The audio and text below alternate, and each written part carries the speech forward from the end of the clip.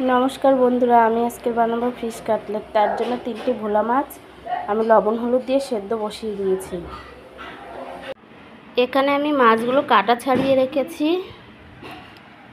আদা লঙ্কা রসুন বেটে রেখেছি, ধনেপাতা পুদিনা পাতা কুচিয়ে রেখেছি, পেঁয়াজ কুচি লঙ্কা কুচি লেবু,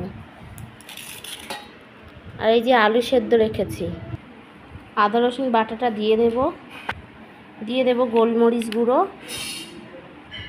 গরম মশলা,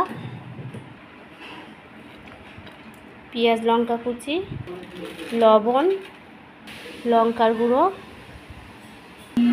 লেবুর রস,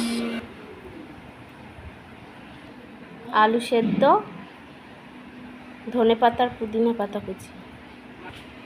এবার আমি এটাকে ভালো করে মাখিয়ে নেব। দিয়ে দেব স্বাদ মতো চিনি। এটা যাবে 12 পিস, আমি 12টা বোল করে নেব।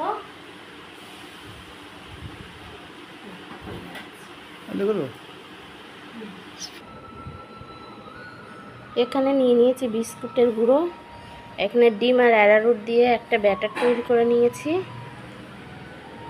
কাটলেটটা শেপ করে নেব।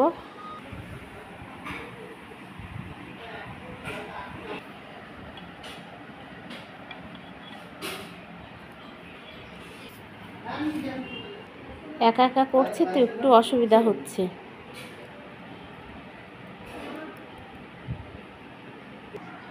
এটা ডবল কোট পড়বে, 12 পিস অর্ডার আছে।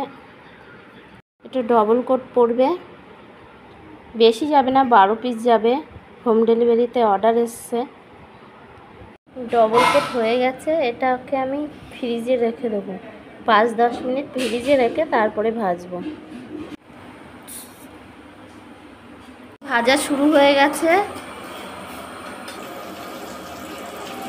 যাবে পোলাও, চিকেন কষা। দেখো বন্ধুরা, রান্নার কিন্তু শেষ নেই। আমার রেসিপিটা কেমন হয়েছে অবশ্যই কিন্তু কমেন্টে জানাবে।